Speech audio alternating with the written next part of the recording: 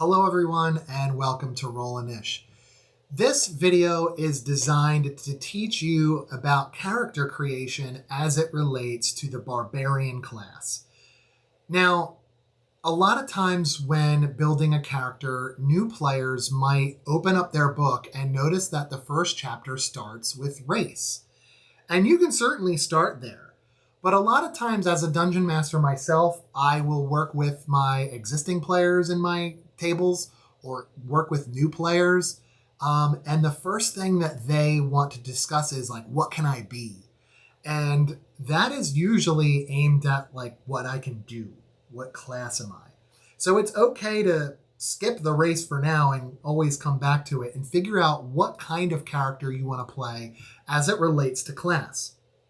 So we're going to start off by talking about what all barbarians get. So, you want to kill everything in combat, huh? You've come to the right space. This class is known for that, as barbarians are typically primary damage dealers and primary damage takers, as they are big targets for your opponents if you have a barbarian in your party. That's going to be pretty important to know as we talk about what all barbarians get. If you are looking at your player's handbook while watching this video, which I recommend that you do, you can take a look at the barbarian class. It starts on page 46. And on page 47, there's a great table on that page that tells you at what level do you get a increase to your proficiency bonus, or what features you get at certain levels, how many rages you get at certain levels to spend, and we'll talk about that a little later on, and what the rage damage bonus is to your weapon attack while you're raging.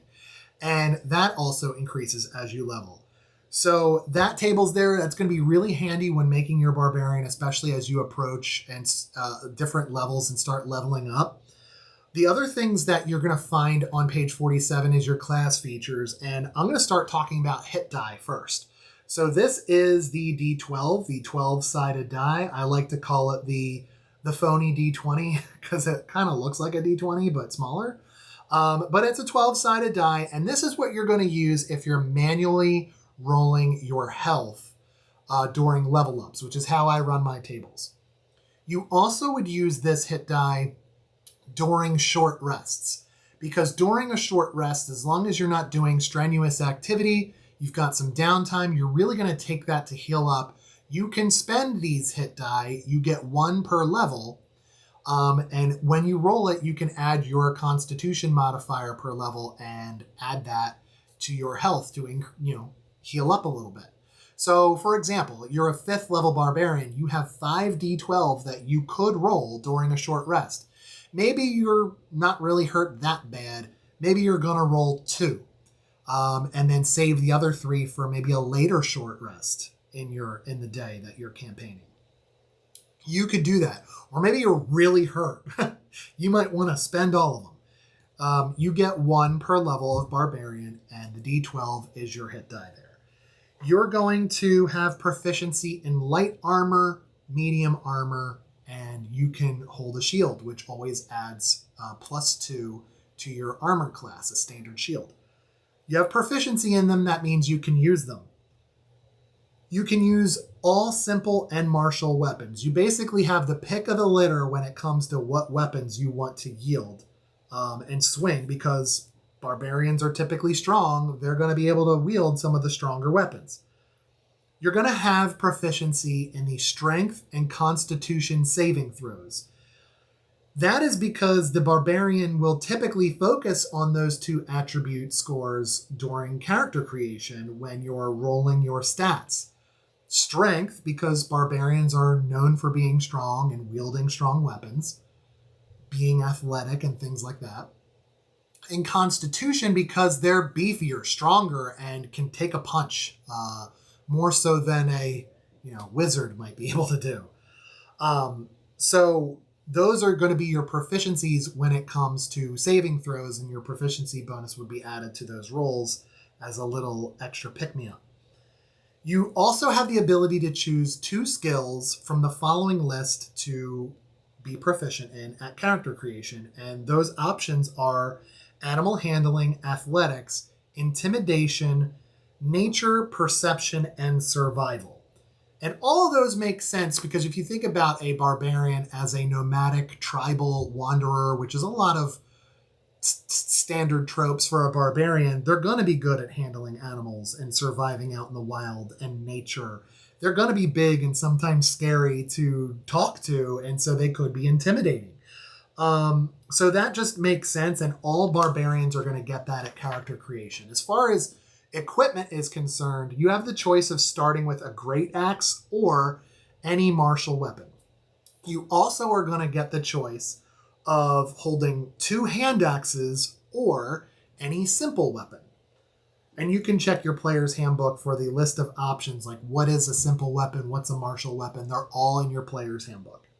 You're also going to start with an explorer's pack, which will have things like rations, a bedroll, torches, things like that, and 4 javelins, which you could use to stab or you can throw them. The hand axes can also be thrown.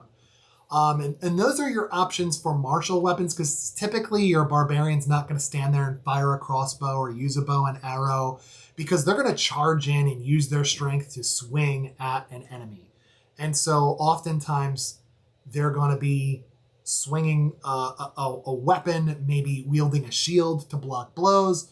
They're going to be first line of attack, often first line of defense. They're not going to be really range attackers. So their thrown weapons have a limited range, but you'll have that option should you need to get somebody that's, up in a tree or something like that. Okay, so let's talk about some features that all barbarians get, starting with rage. Rage is a feature that is a bonus action. So in your action economy, you have movement, you have an action, and if you have the options, bonus action. So rage is going to be a bonus action, and you can use it in any order, but typically what a rage is going to do is put your barbarian in a frenzy or like an adrenaline rush. That's how you can roleplay that. And while you're raging, you get to add your rage bonus to your damage rolls. So if your rage bonus at level 1 is a +2, anytime you use a strength-based weapon, like a battle axe, a great sword, something like that, you need strength to swing. If you're raging, you can add 2 to the roll. Now, as you level up, that bonus becomes higher and higher. And it's all on the table you'll find on page 47 of your player's handbook. In addition to that, you'll have advantage on strength checks like athletics. You'll have advantage on strength saving throws. And you'll have resistance to non-magical slashing, piercing, and bludgeoning damage. So think about being able to rush into somebody that's attacking you and you're raging and you're going to run up to them and swing your weapon because you're in close combat. Odds are that enemy that you're attacking is likely going to attack you on their turn because you're right in front of them. And if you're raging and they're attacking you with a non-magic weapon, you're going to have resistance to that damage because your adrenaline is pumping and it's helping protect you. That's what a rage really does. Now, rages last for 1 minute. Typically, a round in combat is 6 seconds. So you're talking about a good amount of time, like 10 rounds for your rage before it ends. You could also choose to end your rage early, but why? Some other things that all barbarians are going to get are unarmored defense. Now, this has to do with your armor class.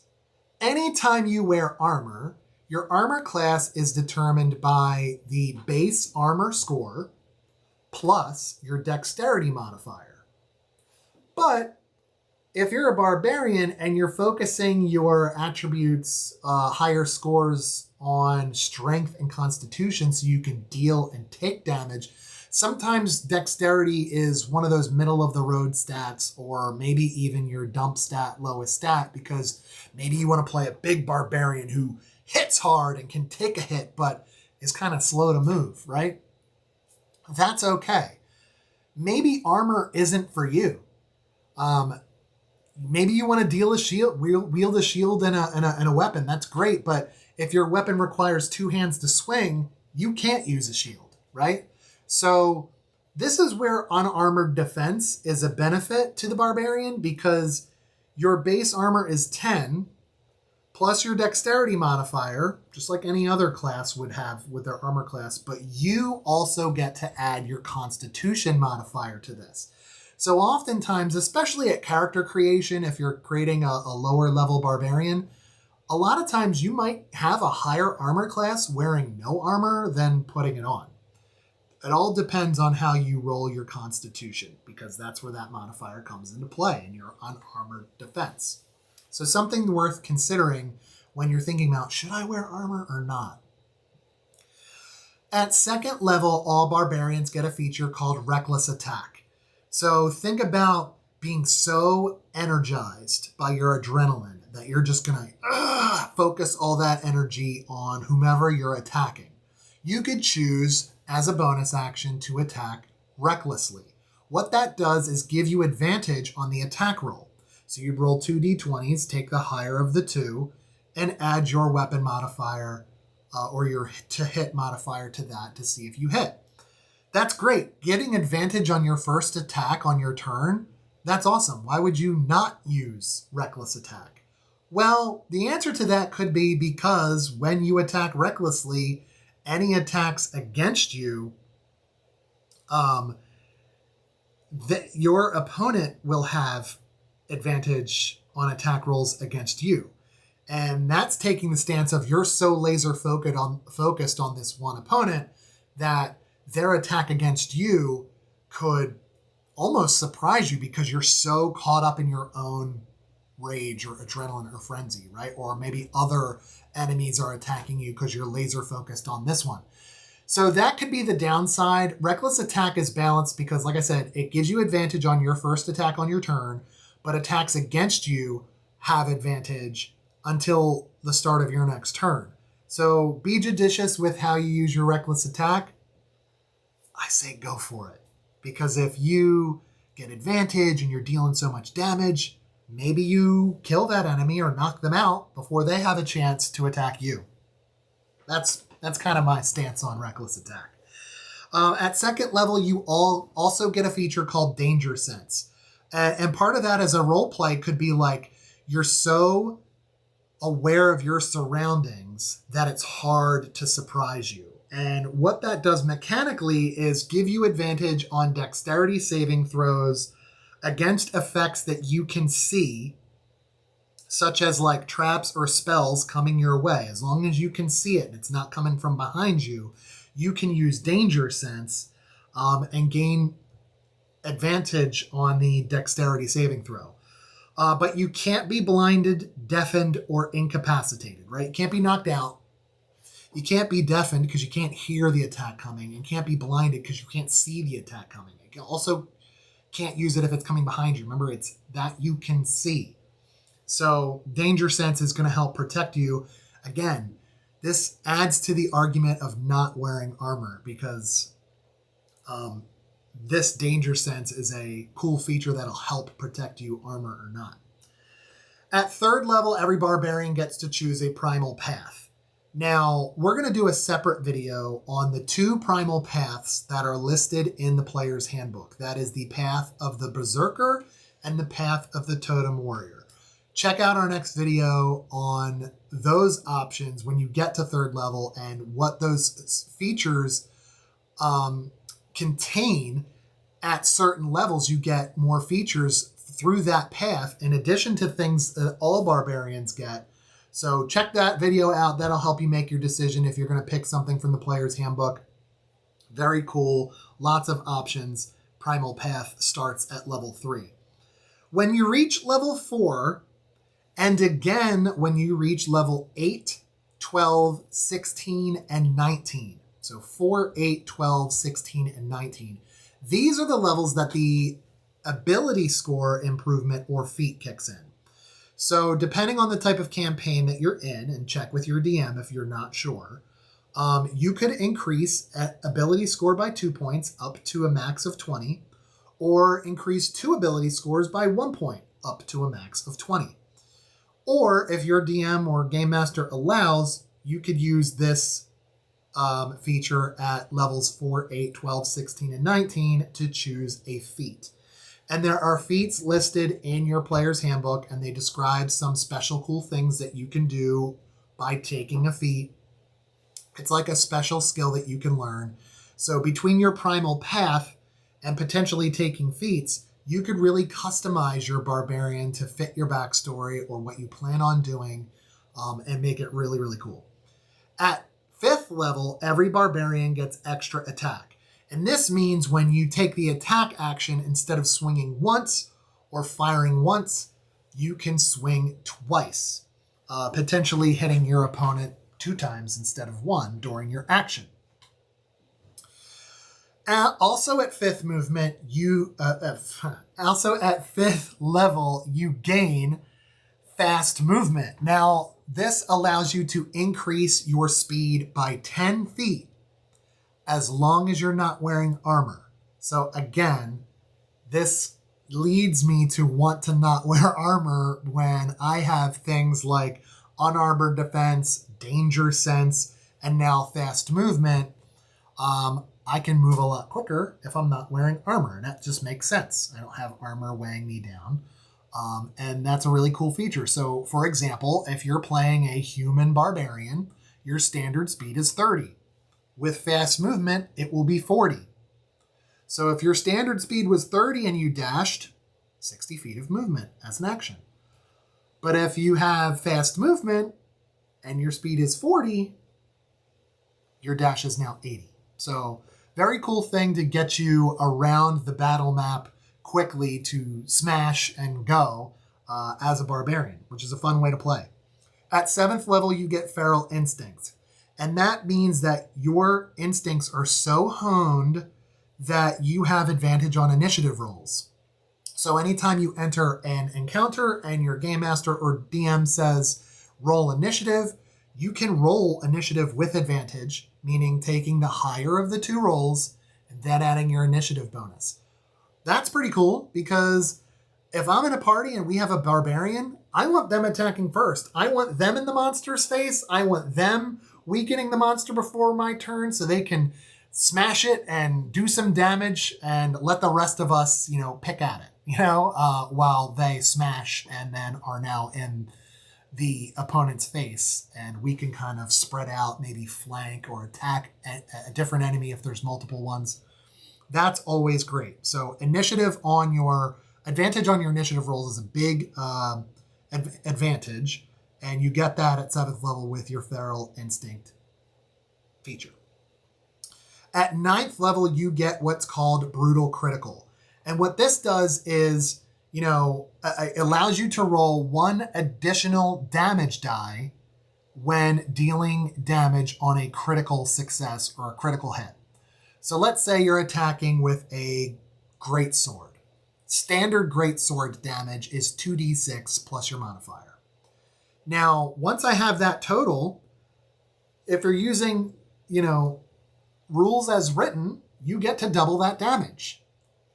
If you have brutal critical as a barbarian, not only do you get to double the damage, you get to take an additional damage die and roll it on top of that. So in my example, if I have 2d6 as my standard damage for a greatsword, and I roll that and I get to double it, I get to take an additional d6, that's the damage die, and roll it and add it on top of that as another little kick.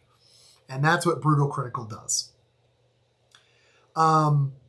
This increases to 2 additional damage die at 13th level and 3 additional damage die at 17th level. So again, this goes back to you want to kill everything or primary damage dealer. Like I said earlier, that's why I say things like this.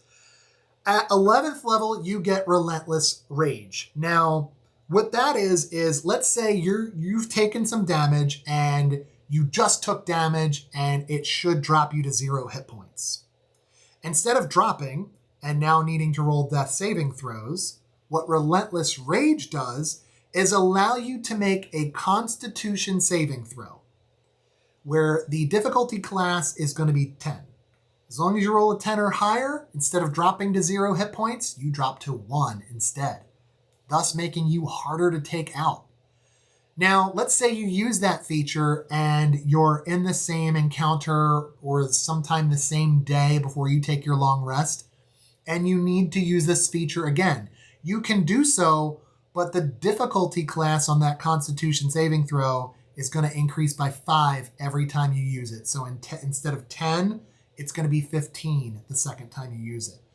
It's going to be 20 the third time you use it. Now, once you long rest, this resets back to 10, no matter what. But it's good to know if you're taking a lot of damage and this is a difficult fight, you can try and make those Constitution saving throws to drop to 1 instead of 0 hit points. Maybe get healed or drink a healing potion along the way to continue participating in the encounter. So that's what Relentless Rage can do. Persistent Rage is a different feature that you get at 15th level. And that just means your rage is so fierce that it no longer lasts a minute, right? Rage lasts 1 minute each time you use rage up until this point when you get Persistent Rage. It only ends if you're knocked unconscious or you decide to end it yourself. Maybe you're out of combat and you want to role play calming down. You can end your rage, right? Willingly. Otherwise, you have a ticking clock between levels 1 and 14 of a minute before you'd have to spend an additional rage. So that's what Persistent Rage does. That's very cool. You get that at 15th level. At 18th level, you get a feature called Indomitable Might. And that just means that if you're doing a strength check and your roll is lower than your Barbarian level, you can ignore the roll and use the number of your Barbarian level instead. That kicks in at 18th level. So let's say you're level 18, and I have to make a strength athletics check because I need to jump a chasm from one side to the other. And I've got the movement to do so. I need to make the athletics check to see if I'm athletic enough to make that jump. I'm going to roll my die, add my strength modifier to it, and let's say my total is 16. Well, 16 is less than my level, which is 18 right now. So I'm going to tell my DM, I rolled an 18. And so that'll help me. So that's pretty cool. Next, you have Primal Champion. So at level 20, the last feature that you get, you embody the power of the wilds. And what that means is your strength and constitution scores increase by 4 each, right here at level 20. And you might be thinking, Matt, what if I'm at a 19? I'm capped at 20, aren't I? Usually, yes. But for Barbarian at level 20, the Primal Champion allows you to increase both by 4 up to a max of 24. So let's say you had previously maxed out your strength and constitution scores at 20. Here at 20th level, they're going to increase by 4 each. And now you have a max of 24. That means your modifier is going to go from a +5 at 20 to +6 at 22, +7 at 24. So you can increase your max and your score by doing so with Primal Champion. I know a few folks that have played Barbarian and tried to max out before they got to level 20, so they could really benefit from this feature when they got to level 20. So that is what all Barbarians get. Now, come right back here because the next video in this series is going to talk about the primal paths from the player's handbook that you can choose at level 3 for your Barbarian. And those are the path of the Berserker and the path of the Totem Warrior. Until then, may your hits be critical, and we'll see you at the table.